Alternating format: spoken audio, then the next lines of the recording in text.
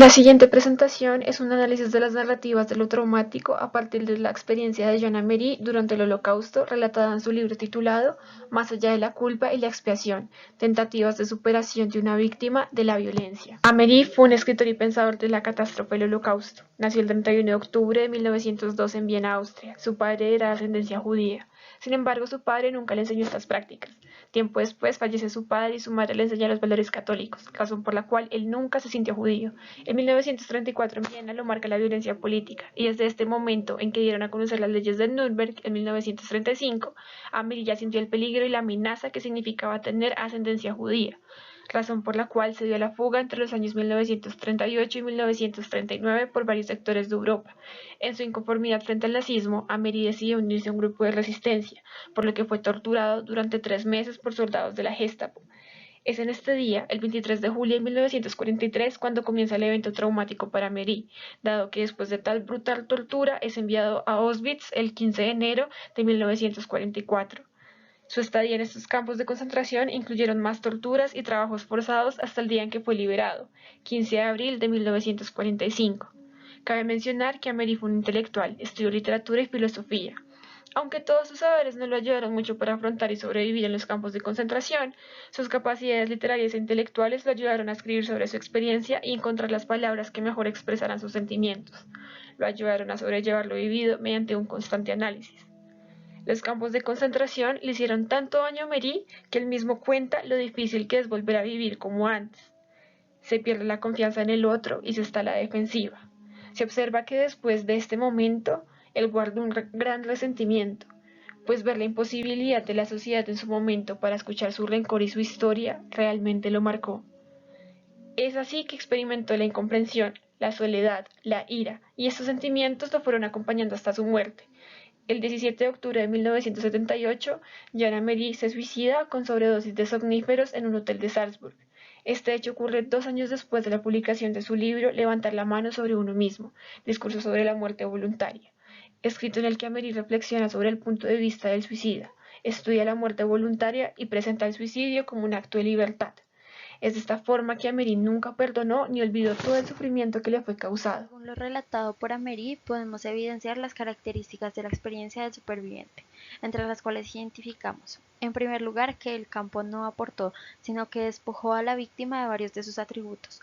No solo la despojó de objetos materiales, sino también de aspectos vitales para desempeñarse en el mundo como ser humano, entre los cuales uno muy importante es tener una voz propia para expresarse con libertad, por lo que después del evento traumático al superviviente le toma tiempo volver a encontrar sus propias palabras.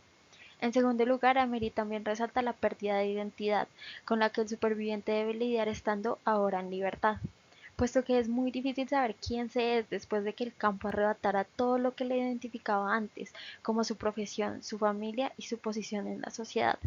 Para el superviviente ya no es posible volver a ser quien se era antes del evento traumático, por lo que ahora intentará descubrir o construir su identidad y su lugar en la sociedad. En tercer lugar, el superviviente encuentra que el tiempo ya no le pertenece, dado que su pasado le ha sido robado por la experiencia traumática. No puede volver ni a ese evento ni a su vida antes del evento, porque todo ha sido manchado por el trauma. Ahora se encuentra en un presente donde le es difícil vivir y con un futuro poco esperanzador. En cuarto lugar, el superviviente se encuentra con un nuevo mundo que le resulta ilegible e incomprensible.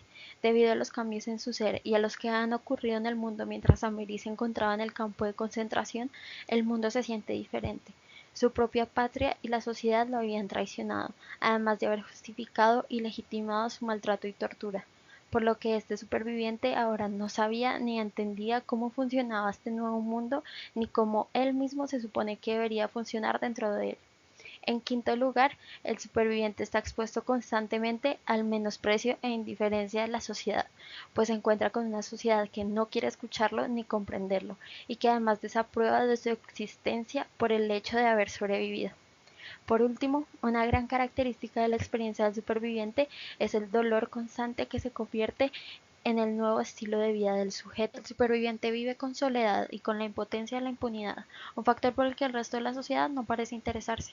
Sin embargo, el superviviente seguirá con su vida, pero no olvidará, mientras integra todos sus sentimientos y secuelas en su personalidad. A partir del texto pudimos identificar 5 componentes principales que son esenciales para construir una definición de lo traumático. El primer componente se basa en la idea de la realidad versus la imaginación, que hace referencia a que en una situación traumática la víctima puede llegar a imaginar diversos escenarios de lo que será su experiencia. Sin embargo, ningún aspecto que imaginó se va a acercar a la realidad que va a tener que experimentar durante y o después del evento. En segundo lugar, lo traumático consiste en la pérdida de confianza en el mundo por parte de la víctima, puesto que en esa situación se transgreden las normas, prohibiciones, obligaciones y valores en los que se basaba la sociedad que le era familiar. En tercer lugar, otro elemento fundamental es el dolor, ya sea físico o mental, que deshumaniza a la víctima debido a que los eventos vividos la despojan de su patria y sus creencias, pero además las experiencias de tortura y violencia la despojan de su espíritu. La imposibilidad de expresión del evento es otra característica esencial, porque la dificultad para expresarse surge debido a que el contexto fractura la posibilidad de lo narrable, ya que se presentan pensamientos y sentimientos que son difíciles de manifestar. La quinta característica consiste en que el sufrimiento que surgió a partir de la experiencia va a permanecer, aumentar e incluso empeorar con el paso de los años. Por lo tanto, lo traumático es el producto de un evento catastrófico que genera el colapso de las estructuras sociales, mentales y espirituales de un individuo, debido a que es una situación que causó un impacto y una pérdida de autonomía y confianza en las estructuras sociales. Adicionalmente, lo traumático genera dolor físico y mental. Por ende, le imposibilita a la víctima expresarse con claridad con respecto a sus emociones y pensamientos, ya que involucra eventos difíciles de procesar y digerir para el ser humano. Este concepto está fuertemente relacionado con las experiencias emocionales, pero también está ligado al contexto social, puesto que posibilita la experiencia de lo traumático y permite la integración del espíritu en el marco social. A partir del texto de Amery podemos realizar 5 inferencias acerca de cómo gestionar la experiencia traumática. La primera es que la gestión de lo traumático implica aceptar y entender una nueva realidad. En el campo de concentración, Amery vio los alcances del ser humano al ser torturado y maltratado, por lo que albergar esperanza resultaba inútil. Y una vez en libertad hay temor de que lo que pasó una vez vuelva a suceder, así que se lidia con lo traumático entendiendo la nueva información y aprendiendo que se puede volver a presentar. La segunda inferencia es que para sobrellevar lo traumático no se puede apoyar sobre la nostalgia, aunque sea prácticamente inevitable caer en ella y añorar el pasado. Amery señala que la nostalgia es inútil e incluso termina haciendo más daño que bien y trae más dolor que alivio, ya que es imposible volver al pasado y recuperar lo que se era y tenía antes. Ahora es necesario vivir en el presente, un día a la vez.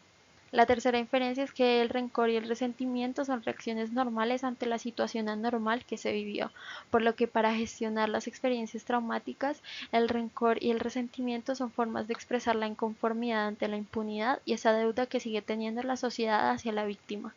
La cuarta inferencia, a partir de lo relatado por Amery, es que la rebelión moral es un modo de resistencia ante los males que le fueron cometidos y que es una forma de protesta en busca de justicia.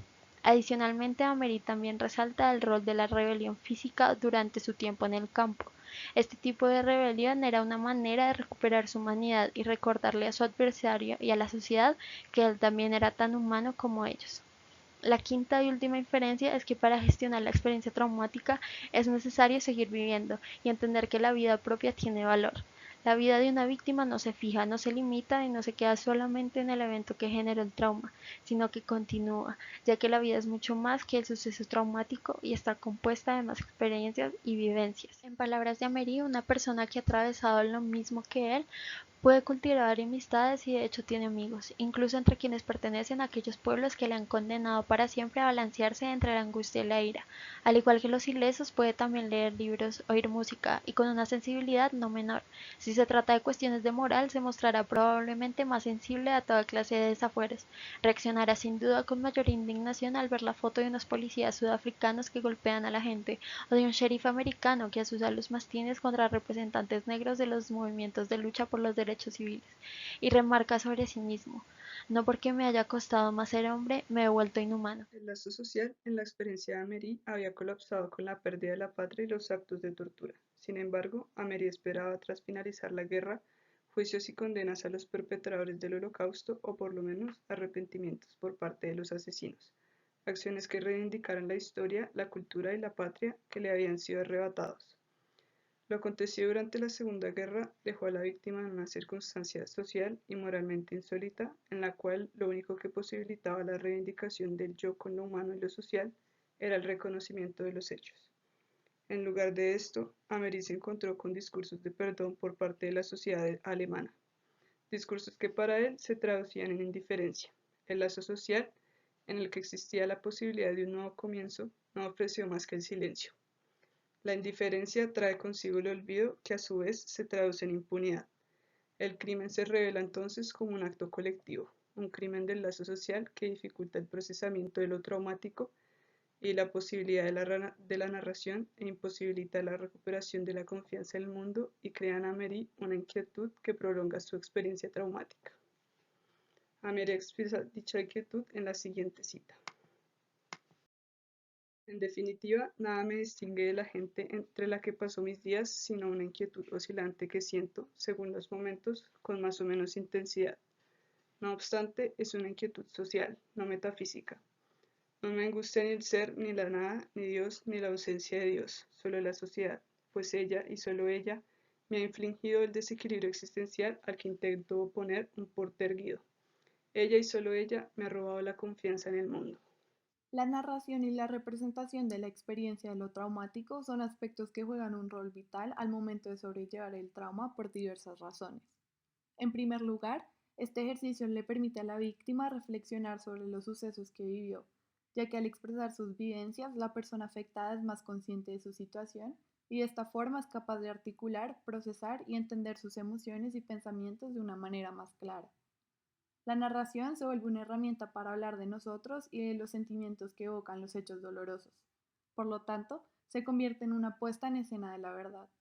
Esto es importante en la medida que la persona siente el poder en sus manos de contar lo sucedido a su modo, desde su lugar de enunciación. Adicionalmente, la narración es crucial al momento de establecer, construir y mantener una memoria colectiva y personal. Al representar la situación traumática, otros miembros de la población que se vieron afectados por la catástrofe de forma directa o indirecta pueden reconocer el impacto que este evento tuvo en las personas y la sociedad. Por ende, la narración se convierte en un medio que le imposibilita a la comunidad olvidar lo que sucedió y genera un sentimiento de justicia hacia los individuos afectados. En tercer lugar, la puesta en escena del evento traumático para Mary es importante porque se desarrolla una rendición de cuentas, ya que, como él bien lo menciona, este conflicto irresuelto entre víctimas y carniceros tiene que salir a la luz, entablar un diálogo entre lo que sucedió y en lo que acontece ahora después del evento. Es empezar un juego entre el pasado y presente para intentar comprender lo sucedido, para intentar armar el rompecabezas y reconstruir la escena del crimen. A manera de ejercicio personal, creamos un poema que resume los sentimientos que Amery experimentó durante los campos de concentración. Gris. Vivo, amo, muero. Nada es certero. Cada paso se siente como medio, atascado en un mundo frío. El único calor que se siente es el fuego que corre, la llama que explota, el miedo que quema. Nada es seguro en esta vida, si es que aún nos queda algo de humanidad o algo de esperanza.